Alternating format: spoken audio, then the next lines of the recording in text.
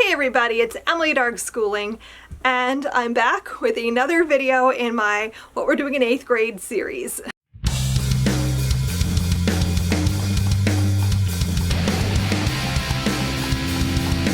And today we're going to be talking about language arts and math.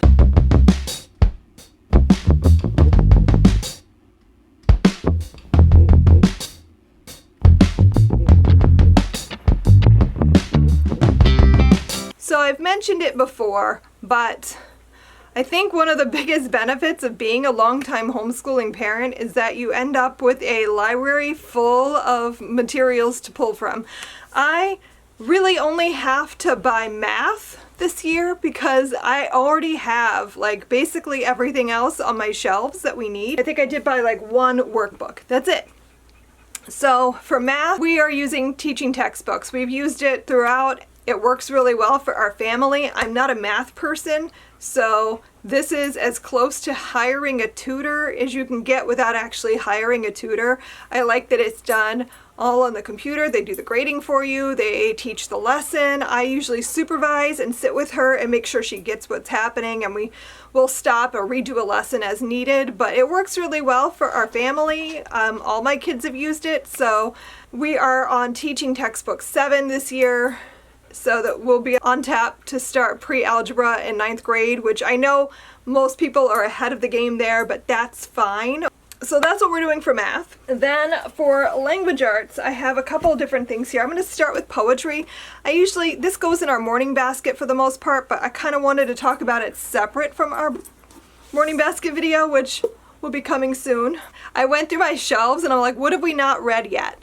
What poetry have we not gotten to? And I remembered I bought this book, and this is actually in the level 8 update, but I bought this for my daughter because I thought she would like it. She really loves graphic novels and that sort of art style. And so I bought this for her to use, and I was like, oh yeah, I forgot I had this. So basically what this is they take a poem, a classic poem, and then it's illustrated like a graphic novel. And then you also get the poem written out for you separately. So this has, I think, 24 poems in it. It gives a pretty good, like, variety. Thomas Hardy, there's Seamus Heaney, Langston Hughes, Tina Rossetti, Emily Dickinson. So there's quite a bit of a variety in here, and it's all done in a format that I think would appeal to her. Then I went and looked at my shelf, the Poetry for Young People series. I pretty much own all of them at this point, and I'm like, what have we not read yet? So I grabbed Lewis Carroll, Edgar Allan Poe, which I think will really appeal to her. We might also read some Edgar Allan Poe short stories, I haven't decided yet, and Maya Angelou. So those are the ones that we haven't gotten to yet that I think she'll like the most. So I'm really excited about our poetry stack this year. That's always something that my daughter loves, is listening to poetry. I have a couple different things for grammar. I really wanted to pull out the Giggly Guide to Grammar because my twins loved this and they don't like grammar at all. So because they enjoyed it so much, I'm like, we should probably work on that. So I have this, but I also had this that we started last year, and then we, for whatever reason, didn't get to it very often, so we only made it like, I don't even know, not very far. Yeah, we made it about 28 pages in, so there's a lot of stuff we didn't cover yet. So I have both of these. I haven't decided exactly what we're going to do, but I think we're going to start with this and then pull from this to kind of go over topics more in depth, because we're 8th grade this year. This is usually when I want to do a really good in-depth year of grammar, so that once we get to high school level writing, the grammar is really ingrained. I wanted to do some of this year, figuratively speaking, using classic literature to teach 40 literary terms. This is something that I wanted to start now. I don't know how far we're going to get. We might do like half this year, half next year. I don't know. I haven't decided exactly how we're going to do this, but I'm going to kind of see how she takes to it. So my plan is either we're going to do a literary term a month or a week. And it really depends on everything else in our schedule, but I haven't decided yet. So that was kind of where I'm leaning towards with that.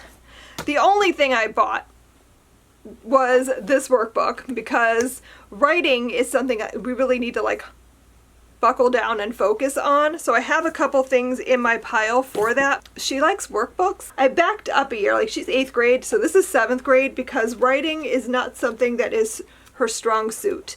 So I find if we back up a little and go a year or two below, it works better for her. So that's the plan right now. So I have this daily 6-trait writing workbook. We did one last year and I think it worked nicely for her, so we're just going to do that again this year. Then I own these two things from this is from Critical Thinking Company. This is Building Writing Skills Level 2. We did Level 1 a while ago and she struggled a lot with it, and I thought about just pulling it out again, but I also had Level 2 on my shelves and I think this would be better age-wise for her. So we'll see how she does with it. Hello, Drew. Drew's back. So we'll see how she does with this and take it from there. I also wanted to include some creative writing because she can't decide if she's going to be like Robbie or like Sarah. Sometimes she's an artist, sometimes she wants to be a writer. So I wanted to include some creative writing stuff. So I have this book, Rip the Page, Adventures in Creative Writing. It's a really good resource to pull from. I don't know that we're going to do everything in this book, but I figured we'll just pull some stuff here and there. So that's the plan. I have a lot of little pieces that we're pulling together, but that's what happens when you homeschool for 20 years. You have just a lot of resources on the shelves, and you can kind of dip in and out of different things as needed without feeling guilty that you bought too many things. Like, yeah, I did at one point buy all these things, but not all at once and not for one kid, so it works out. So that's what we're doing for language arts. So I'm going to finish this up. We're going to do one more video where I talk about our morning basket stack. So stay tuned for that, and I'll see you guys in the next one. Happy reading. Bye.